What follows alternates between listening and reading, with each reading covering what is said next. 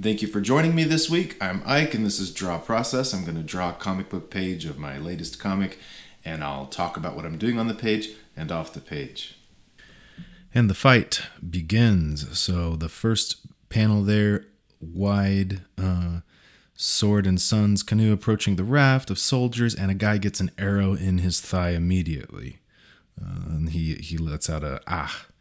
And then some reaction from Sun as he's like, kind of like aggressive, like ready to see it going, but still scared. The next panel, Sword has already gotten past the first three guys. And then there's a crowd around him. And in the last panel, there's an arrow in a guy. There's an arrow in another guy as he is just plowing through the crowd. So a very fast-paced, aggressive, like start to the fight. I don't even show Sword jumping onto the boat. He's already past the first three guys the first time you see him on the boat. So that adds to the speed. And then the next two panels, he's in these kind of static poses where he had just swung the sword behind his back and then where he had just lunged it into a guy. And so you get the sense that he's just in this... These are beats. These are the moments where he can look more static, and the motion in between those two static points is just implied, what occurs in between there. It was a fun way to tackle the action and capturing not only the specifics of what occurred, like so people can see who's getting hit and how he's moving through the crowd. Like there's some real things I want to capture there, but then there's also the feeling of it that he is just really overpowering them. So that was interesting. A good start.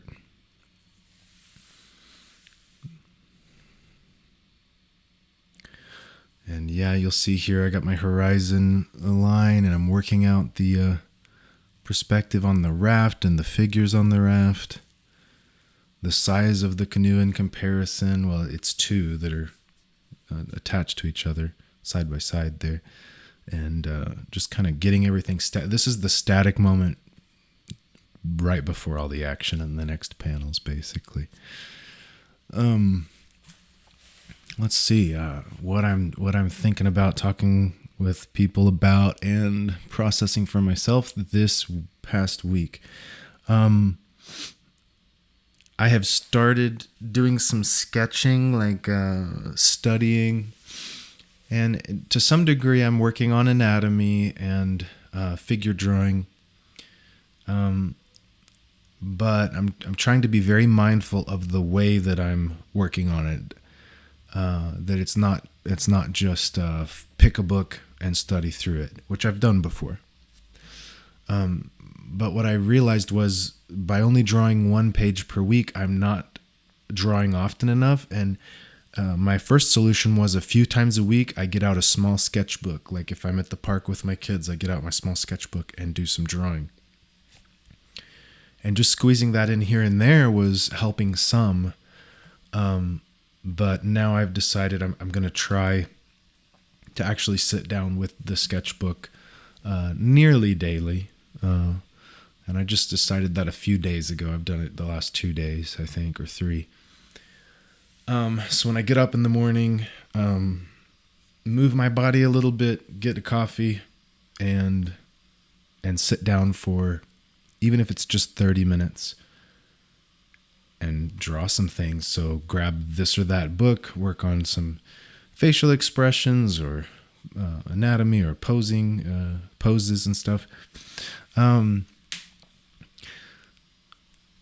So I need to stay fresh by keeping that practice up, but it's also a matter of practicing towards a goal. So my goal isn't, I want to be way better, but like I'm an artist. I'm a visual artist, a visual storyteller. I want to flow freely, and so I've noticed lately that I've struggled on some of these pages. There's so many figures on the page, and I'm trying to do them quickly. And sometimes there's certain angles on figures, heads or faces, whatever, certain expressions I have a harder time capturing, and poses. And so I'm tired of that struggle on a pose. So I just want to get more free flowing with it, by maintaining a more regular practice. It really does feel like a choice, because to fit that into my life, to really make time for that, to choose to become this, to be an artist. Like there's so much to sacrifice to do that.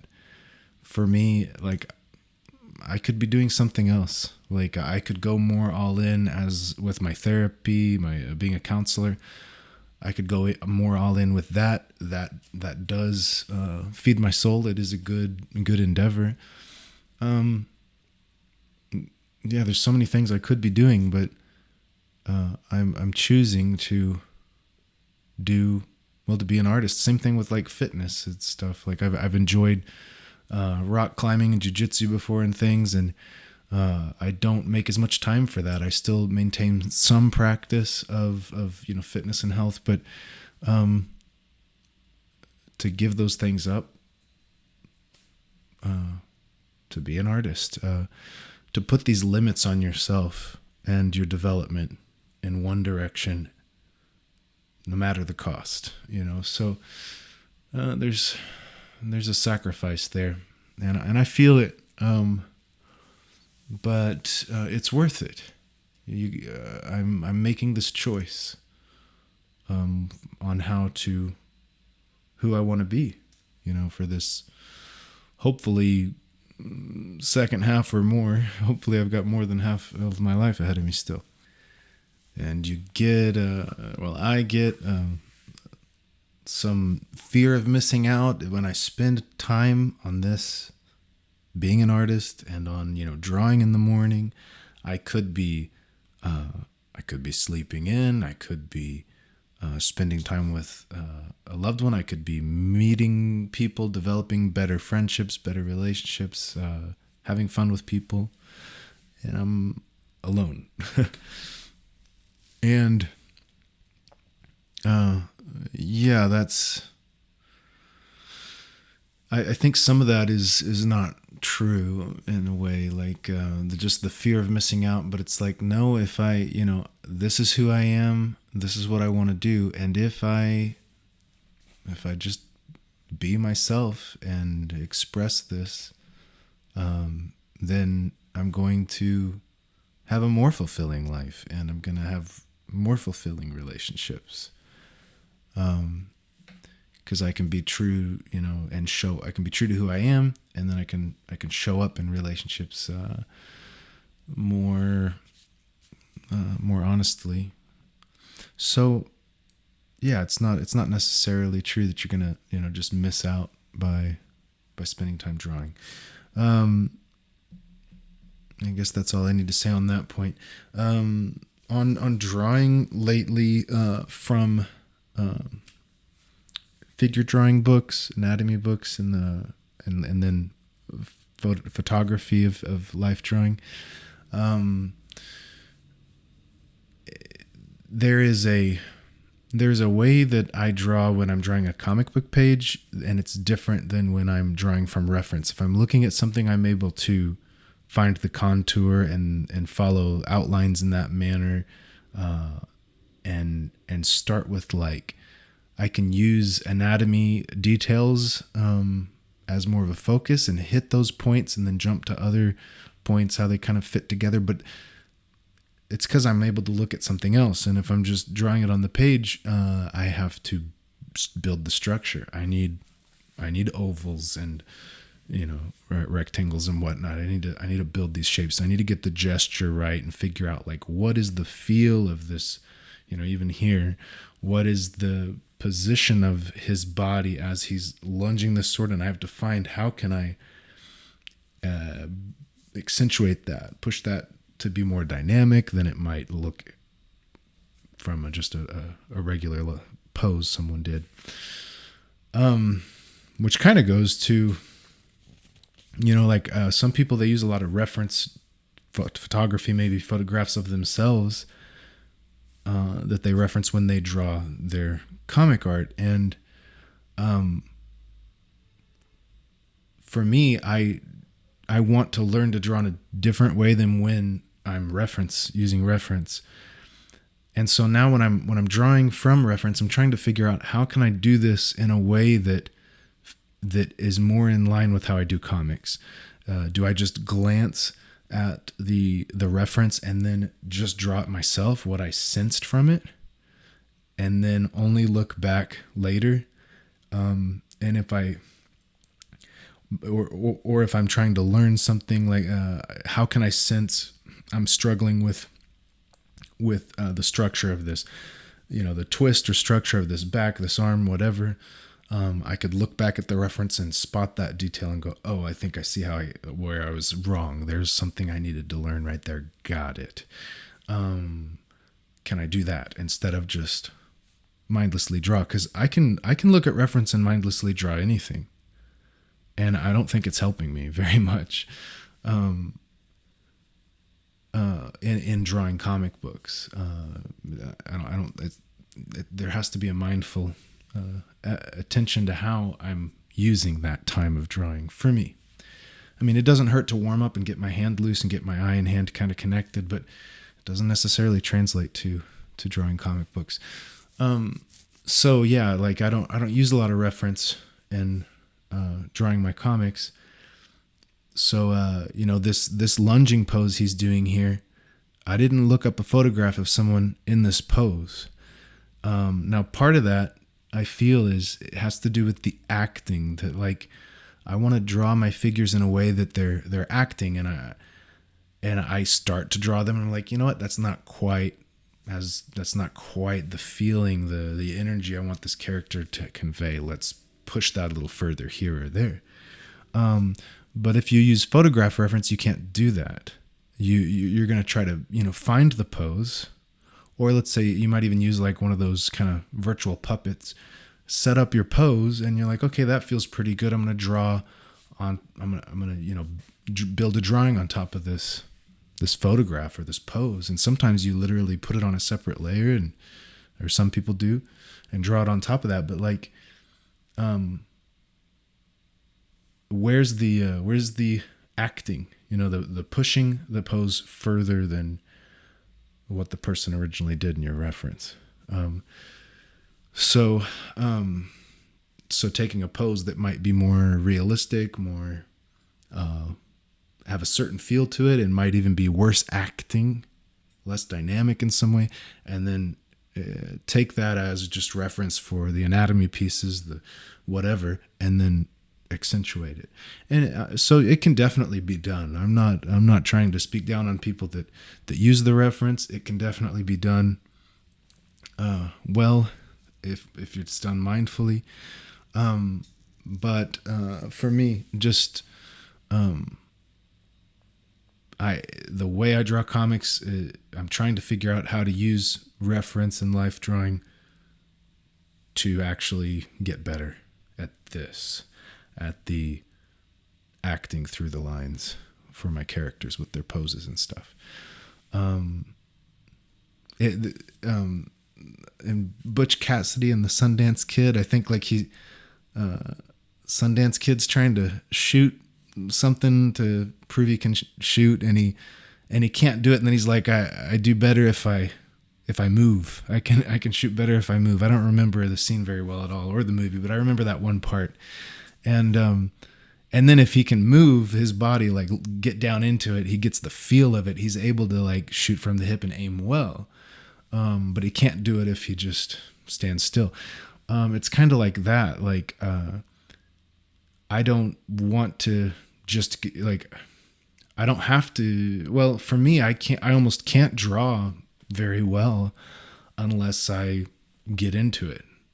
I have to feel the character's expression and feel like I'm looking at this piece of paper and there's a person in it that they're making an expression, they're feeling something, and I'm trying to bring it out scribble by scribble or whatever, line by line, build it and bring it out of this piece of paper. But if I'm looking at something else and I'm like, I'm going to copy that, like try to recreate that here. Or if I look at it like I'm going to use a method with, measuring and different shapes, and then build the head from there and build the body from there, and then put the details on top. Like, it doesn't look as good. I'm not as good at that. And for me, because I want to draw comic books specifically and get better at this specifically, I feel like it's actually in my benefit to be more of a empath, an impressionistic or motivated sort of artist that draws from that. So I really just need to get better at that, and that's that's partly why I haven't drawn in a sketchbook that much over these 8 years I've been making comics, because I felt, well, if I'm going to take time to draw, I should just be drawing comic books. I think I've even said it on this channel that if I've got time to draw, I should just draw another page, because this is what I really want to get good at. But I'm finding I can't do that all the time. Like, it's not ideal for me to, when I have 20 minutes in the morning, start a comic book page. Like, I need a larger chunk of time to do that. But if I want to be drawing every day, well, I need to have some other way I can practice drawing. So I'm figuring that out for myself, and I don't know. I haven't heard people talk about that much. I think that's an important part of it. Like, it's, there's a starting point for everyone. It's good to just be like, I've got to start drawing. I haven't been doing it. I'm going to start. I'm just going to I'm going to do this every day, whatever you want, plan you have. And that's good. But there is, just as we want to develop our unique art style and who we are as an artist, we also have to develop our own unique way of working and practicing in our art. So how do you study? How do you practice? How do you warm up? And not just so that you can draw a good page that day, but so that you can become a practice of your art. Develop a practice, a habits and routine and development towards an ideal, towards a long-term goal, a way of being. So, and that's really like something I just find myself continually advocating for. I need to state it more strongly. I feel I might need to just write it down or something, do a TED talk. I need to make this point more strongly of being the practice of your art and what that means to me. And because I find it very empowering and liberating from a lot of negativity and judgment and like pressure of how can one be successful today in this economy and culture and whatnot. This way of thinking has really freed me to be content and happy and involved in something with purpose here. So, and get better, I think, too. Well, these pencils took a while. They took, I think, 2 hours and 20 minutes because I recorded it in double speed, I believe. Sped it up a little beyond that. I think we're at 180% of double speed. Something like that. But I believe it was 2 hours and 20 minutes of just the pencils. But there was a lot to these pencils. A lot of figures. And it's funny. It almost feels like stick figures, and like, I mean, that's almost like, maybe that's another way of putting how what feels right to me is I want to be good at drawing. I want to get good, but I want it to feel like I'm just making stick figures. That it's just, it's what feels natural how I draw people and figures and action and stuff. So, and my stuff can get a little cartoony at times because there's such a kind of quick, simple drawing of the people. So, yeah, and sometimes I get a little sense of how my figures are going to look when I become a more perfect version of myself.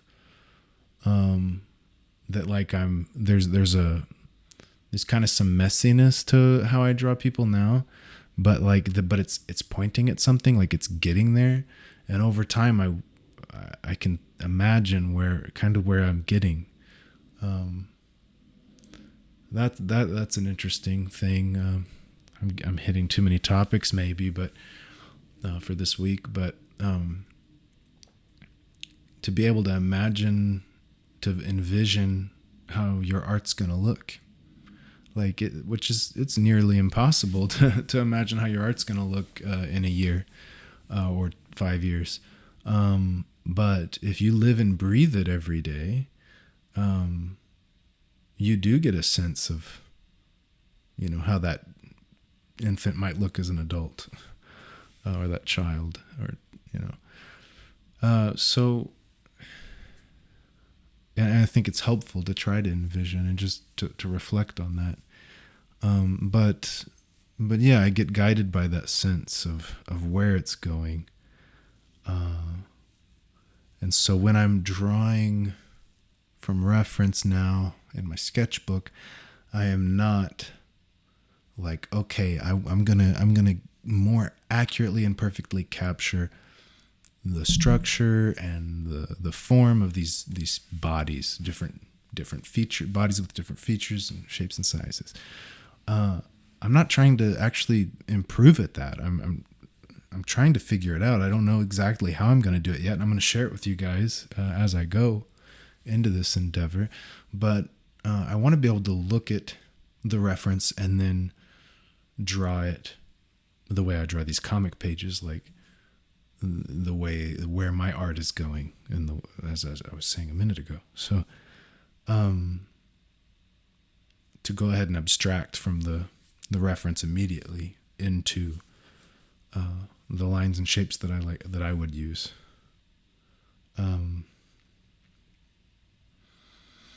Yeah, so that's been interesting. This video, this is a little bit longer one, actually. I'm noticing I keep thinking we're going to run out of time because some of these videos are only 25, 35 minutes long. This one is, I think, 49. So actually, we have a lot of time left. I chose to, I had a request to slow down, to show more of the inking phase, because all of this is sped up just a little, but the inking phase I usually speed up a lot more because I feel like there's not that much to show compared to pencils. Like, I would rather not speed too much through the pencils so that you can see how I built the stuff. But the inking is kind of like outlining things, and I feel like that doesn't need to be sped up as much. It slowed down as much for you to see. But this time I chose to slow it down a bit more and show more of what that process looks like on the inking side. So that's lengthening the video.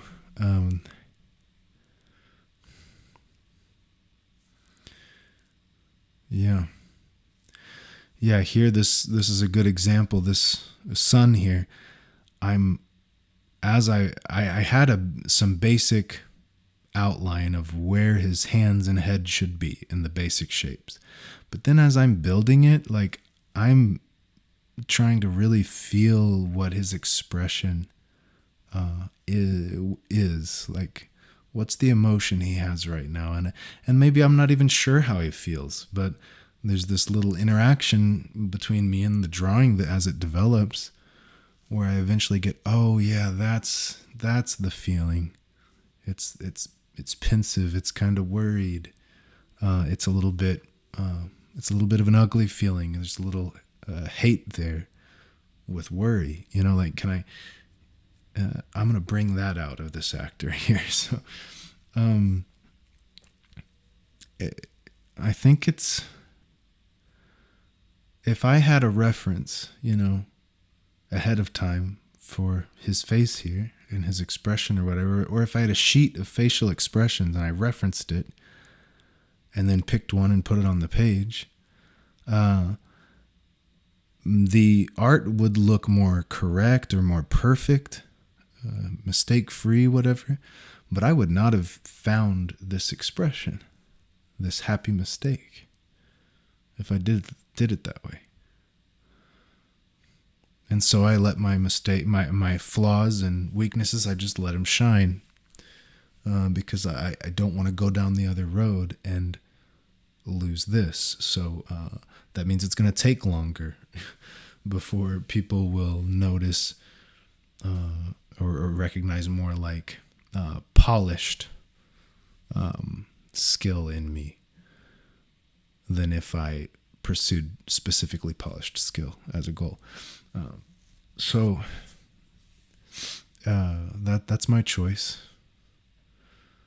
I don't shame anyone or blame anyone for a different choice, but I can't do other than what I do, than what feels right to me. This was fun. I had to show a little bit of the raft so you understood this was the edge of the raft that on the left there by this character. And this is the guy that had an arrow in his thigh in the first panel. So that's the point of reference. But you'll see the edge of the front of the raft there too, and the clearly the wall on the back, which the whole time I'm going to keep that wall behind them. The camera's just going to stay on this one side. Well, maybe it'll shift around when things shift. Like in the story, when the mood shifts, I might let it like reverse around for effect. But it creates a clarity of where we are, that we are looking at the side of this raft here. But this panel was interesting to not create tangents and maintain the sense of depth from the foreground characters and the background characters. And maybe I could, using color, you can do like warm and cool colors on the foreground, warm on the back, or vice versa. It's usually the other way, but you can separate it that way. Also, if I could put like, using blacks, you could have the character in the foreground there just completely in shadow. I chose not to go extreme that way because some of that feels very stylistic and breaks from reality a bit. It doesn't feel as grounded in the world. But this was also fun. You'll notice this streaming stream of blood coming from the first guy's neck to the next guy's neck, leading across where you see sword, and it's coming from his sword off panel there. This stream of blood. So it shows you where he's been. He hit one guy's throat, the other guy's, and kept going. And that was a fun way to use the blood to show that that movement, or like kind of where he went, the echo of where he was and where he is now. So that was really fun. I'm trying to avoid motion lines, and definitely I haven't used any sound effects, onomatopoeia. So there's word balloons, but there's no just like, sounds like bam, bang, whatever. And I'm trying to avoid the motion lines. So when he swings his sword up here, I went ahead and put a line. Same thing like earlier, the guy gets shot in the thigh in the first panel, and there's a couple lines coming out near his mouth, which would look like these lines that imply he's yelling. That would totally be stylistic and not really there, but he could have spit out or spit blood. And here the line showing that circular arc of his sword as it swings behind him, well, he had just cut off a guy's arm, and maybe that is also blood. So I'm trying to use it some, but tastefully, to not break too much from well, the the reality here in air quotes.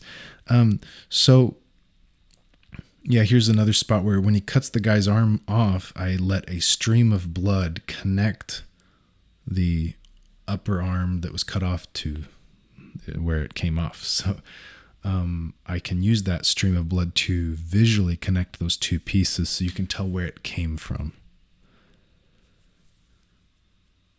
Because there's a lot going on this page, these panels. Yeah, I decided to grab my pencil here and work out these shadows a little better. Throwing a little more shadow on the foreground figure.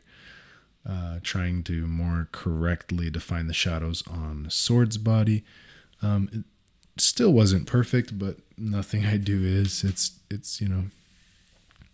is it good enough? And I thought it was. So I can already tell I could have done better with that, but it's not too bad. And I knew that at the time too. It's just like, okay, this is good enough to get to the ink phase. And when I ink it, maybe I will make some changes one more time. And then I'm kind of stuck with it, but I could still come back with a little whiteout and ink it again in a few spots on the page. And that's okay too. So, yeah.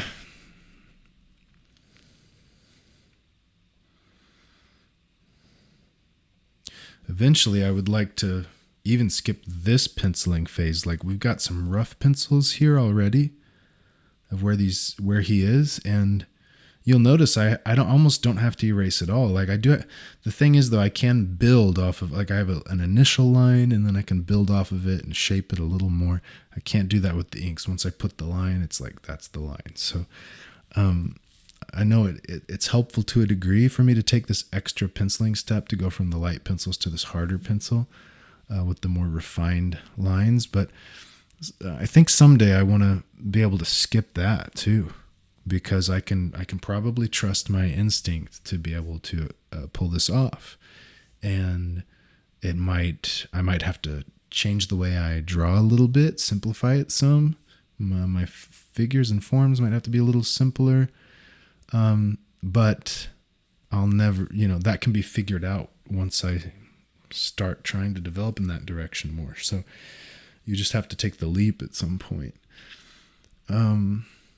So yeah, we'll see how that goes as I, keep drawing this comic, here on YouTube. So, maybe down the road, I can go with less detail in the pencils. I mean, for me, this was already an improvement though, is to go from to not have to erase as much, to just get the light pencils down and then go dark, so that I can almost eliminate erasing altogether and just get it all done in one go. But I can already see how this could be taken even a step further. So just one step at a time.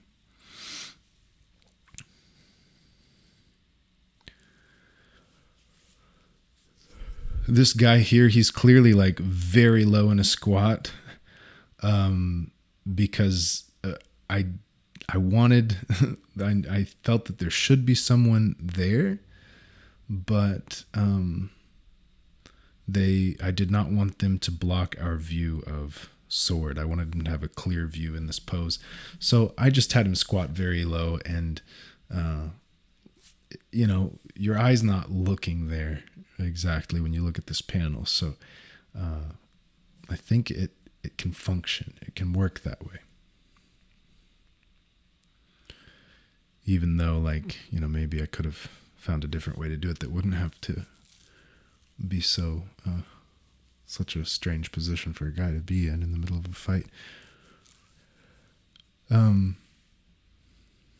Yeah, a lot of trying to avoid tangents. Like, how can I, draw the guy behind the first guy here? And this was happening in the earlier panels. How can I put layers of figures here and not have it get confusing where one guy ends and the other guy begins. So just different angles, trying to keep things from lining up too much. That and then the capes, I have to play with the capes. Like the capes could save me from having to draw a lot, because I can just throw the cape in. Maybe the wind's having it blow one direction and it's covering up the background, the other figures behind that figure. I have to make choices of how the capes are going to flow. But it can be used to avoid tangents and simplify some spots if I don't want too much detail in a spot. Like these foreground figures, their cape is, facing you on both of these panels. There's a guy on the left with a cape, and the cape creates this empty space. I try not to put too many creases or folds in the cape, and just let that be an empty space to let the eye rest and kind of not be the focus.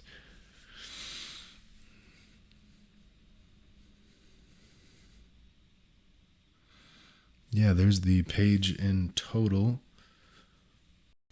in pencils. And now we ink. So 0.5 micron. I have to hold it pretty straight down. If you angle it, then you're not going to get the full width, the full tip of the pen on the paper, and it'll make your line change, and maybe it won't be as thick or consistent. So I have to hold it more straight down. It's different than my technique with penciling. I might want to move the camera in the future a little more on the side view so that you could even see the tip of this pen on the paper, because my hand even hides it because it is so straight down. I'm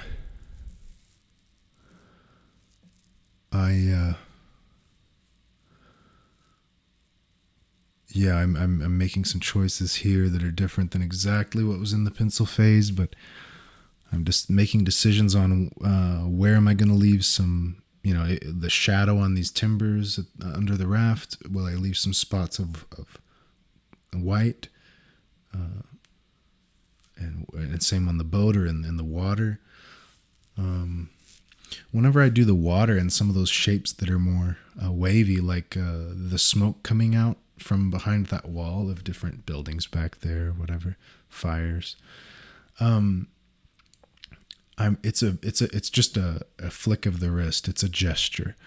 And so I just repeat that gesture, and I almost can't even, again, my pencil's pretty straight down. I almost can't see what I'm doing.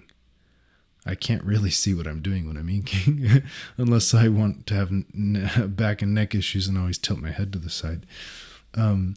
But I don't even have to look. I'm just making a gesture with the smoke, with the water. There's a certain wave movement I can do with my hand and just do that.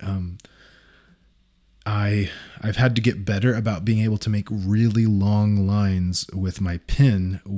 I don't rotate the paper. Like there are artists who they will rotate the paper so that their arm and hand can do the same movement, the same sort of direction of movement every time. And where if they're going to make a really long line, they might, a circle, let's say, they're going to be rotating the paper as they go, and they're going to do like maybe a quarter of the circle or less, and then try to like lift their hand, rotate, put it back down, and try to get it right on where the line was the first time, and then like continue from there. Keep it very smooth, but in a way that's stopping and starting again. I try to do it all in one motion. And if I do have to start and stop, I don't rotate the paper. I might tilt my head over so I can see better, or raise my elbow up and kind of get a slightly different angle with my hand. But I want to do it all in one motion. And if there is if there's a situation where the lines don't connect, like I'm doing a circle and they don't connect on the other end, or I have to stop and start again, I don't worry about making sure they totally line up.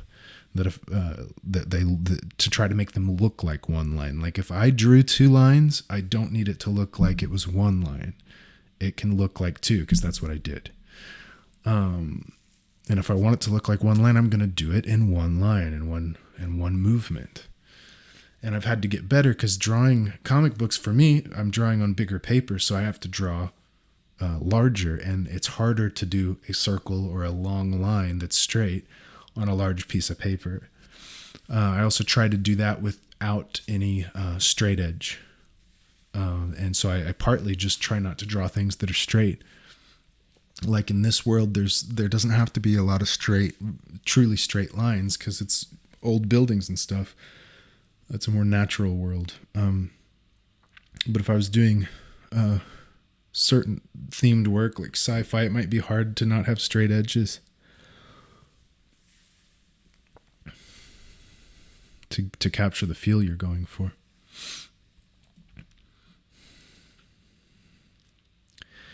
It is intentional here that Sword is almost a head taller than like every guy here. You know, back in the past, the average height was probably a lot lower, like maybe 5'3" or something might be an average guy. He's 6 something probably, so he's a giant of a man to them. And sometimes there are some bigger guys. Like earlier, I didn't make it clear how big he was. Even Farrah is close to his height, so she's just very tall. But he had his cloak on, and maybe he was trying to look smaller than he was to not draw attention to himself. But then now that he's thrown off his cloak, he's coming into action, and he's a big man. So it almost looks like he's a man fighting boys, and seems even cruel of him to kill them because he seems so much above them in a way, so much stronger. It seems wrong for him to do it. But and that's intentional. It's like I want you to see that and be like, like he's very more powerful than these guys. It almost doesn't seem fair. But at the same time, there's real danger. This is not a superhero book. Like, he's just a mortal guy, and there's a lot of guys there with blades, and if one of them happened to get him, that could be the end of it, or degrade his ability to fight so much that he could lose. So, and he's got to keep that motion on his side. Like, he's got this burst of energy into the fight to confuse the opponent or whatever, but if he pauses, it could be trouble. So I'm trying to capture those dynamics, like the flow of a fight, of a lot of comics, comic book style action or superhero style action. Sometimes it feels like big punch, just like one big dynamic boom to another, and without changes in flow and pacing to what's happening. And that's where the story happens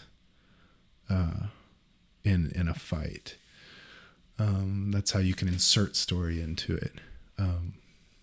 Like, I don't know if you've seen a movie where the fighting just seems to go on too long. Like, sometimes I think Safe House, what is it, Ryan Reynolds and Denzel Washington. I think there was a scene where he's fighting and it just keeps going. They're in a kitchen, then they're outside and they're just like choking each other, like Saving Private Ryan, when that knife just goes into the guy's chest and the camera's just nice and wide and low, and you just watch it like slowly go in. After an intense fight, it's almost like, changed. Those moments are powerful. But you got to get story into your action. It can't just be mindless action. I mean, it can, obviously, but you're missing an opportunity, or you're choosing to not let your action function within that realm. So I go for story in my action. The Musical Mishaps of Cat and Fiddle had a lot of that. There's a lot of action. It's not like fighting per se, but running from people and stuff, running from monsters and stuff. But it has to feel like emotion and stuff is being conveyed. through the action the same way if they were just sitting and talking, and the words carry emotional weight and there's a pacing to that and things shift and change, and you got to be able to do that with the action too. So that's some. I guess I'm talking about how I approach action in my sequential storytelling, and that is a lot of what I think about, and it is important to me that I approach it in that manner, which comes down to, you know, the thumbnailing phase and the writing. I write it with that in mind. I think of like Steven Spielberg action sequences where the stakes get raised again and again through these. There's some, now Indiana Jones is fist fighting this big guy. Oh gosh. But then, well, now the plane is like turned on and it's like starting to rotate towards them. There's always some layers of tension and some, you know, the impending thing about to happen and the raising of the stakes. Like there's some good stuff there. If you look at some of that, how you can let action be story and increase in its interest and in its stakes, follow some story arc, climax, and so on. So I think about that kind of stuff when I write, you know, like this scene or the scene, the other fight scene coming up in this issue, how I can't just say, and they fight, the end.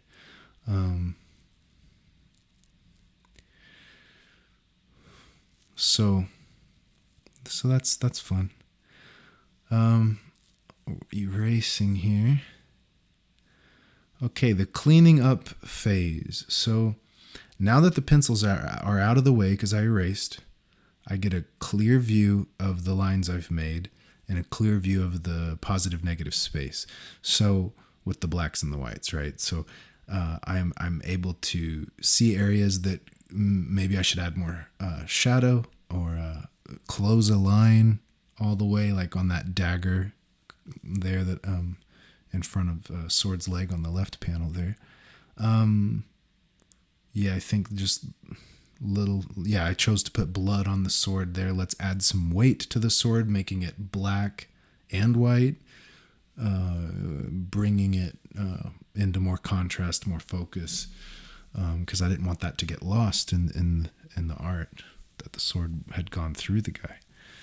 And a lot of times I think we can, as artists here, the default way of thinking might be, I've got to add more detail to this blade or this fabric or this, you know, whatever. If I add more texture, more detail to it, then everyone will know what it is and it won't be confusing.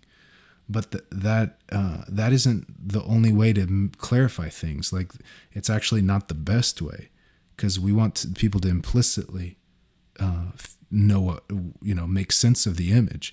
So if they can tell it's a sword because of where it's positioned, you know, and because it's brought, you know, in greater contrast there, like I did. If they can tell what things are because of the implicit, like, structure of the drawing, and what's brought into prominence or not, then you've already done the work. And then why bother adding the detail unless you just like it? Which is, you know, more what I try to do.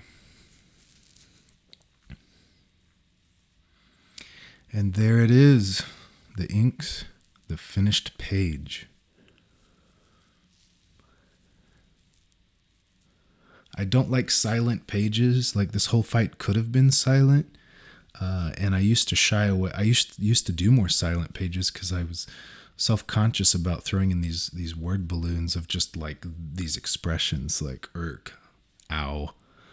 I was afraid it would feel like gimmicky and bring you out of the reality, but or seem goofy. But it's on the edge of goofy, but it can still be fine, I feel.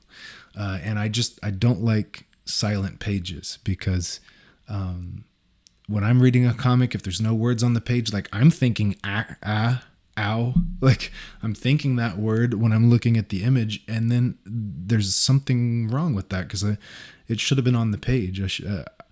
I was trying to interact with the page in both word and image, like comics can do, and then I found it was missing. Like the word part was missing for a moment, and then my eyes might even just skip over that panel to a degree. It brings me out of the shared experience between me as the reader and the book. So I try to put some words on almost every panel. And I'm not using sound effects, so I can use the spoken words and expressions to fill the void, the silence. So anyways, that's it for this week. This was longer episodes. I got to talk about a bunch of stuff, but I enjoyed it. I'm feeling energized to really have a good week and just keep going and do even better. So I hope you do as well. See you next week.